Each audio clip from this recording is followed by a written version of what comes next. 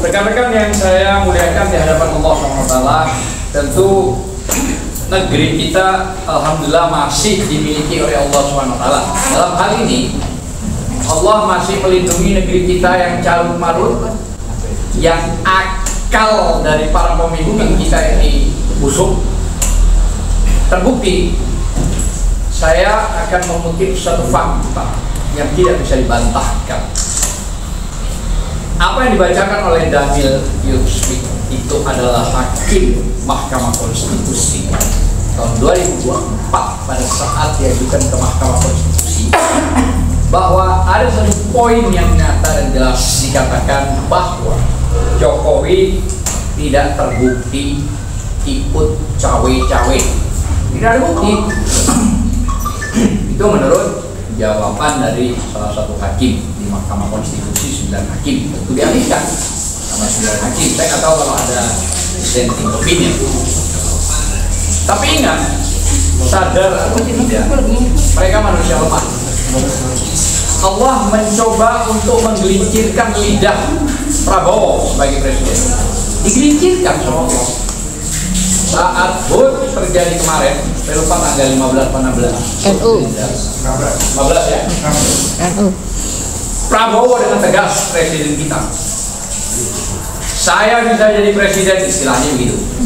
Saya bisa terpilih karena Joko Widodo presiden.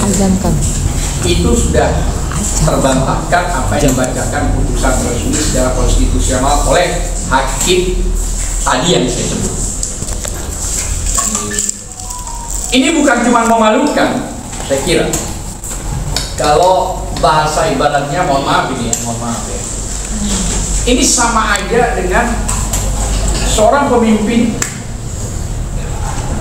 mengurapi mukanya dengan kotoran. Jadi bayangkan, maksud saya, saat putusan MK, Mahkamah Konstitusi adalah konstitusional tertinggi, 9 pilar hakim yang diakui di dunia nasional maupun internasional, mengatakan tidak ada cawe-cawe, tidak terbukti bahwa Joko Widodo melakukan itu. Tapi dibantah dengan sang presiden yang terpilih bahwa yang dia bisa duduk yang milih, artinya ya cawe-cawe gitu loh. Sehingga dia menghidupkan bahasa hidup Jokowi, hidup Jokowi, dengan lagu terima kasih Bapak Jokowi, terima kasih Bapak Jokowi. Saya kira rakyat terus yang memilih itu dianggap apa gitu loh, maksud saya. Maaf ya, maaf Pak Prabowo. Ini Anda sadar atau tidak sih bicara begini? Disoroti dunia nasional maupun internasional. Ini saya kira berbahaya. Satu hal itu. Yang kedua,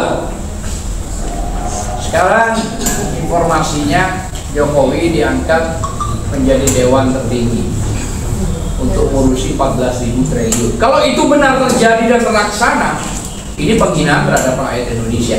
Dalam sejarah, saya mau tanya kepada rekan-rekan pers ini, ada nggak mantan presiden itu yang dipilih lagi oleh presiden terpilih untuk masuk di ASN, misalnya menjadi pengawas keuangan di seluruh dunia? Coba cari Anda, mau di map, mau di Google, mau datang sendiri ke negara-negara asing bertanya.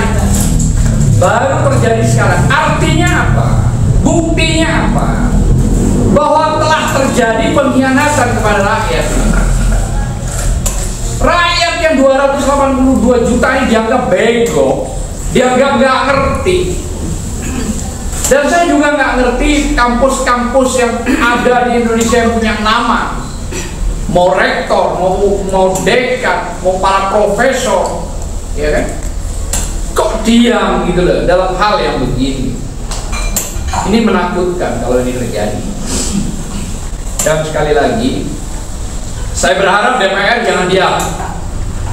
Saya yakin rakyat ini nggak bego sekarang, mahasiswa nggak bego, buruh nggak bego, pasti akan dikepung kalau ini benar-benar akan dilaksanakan.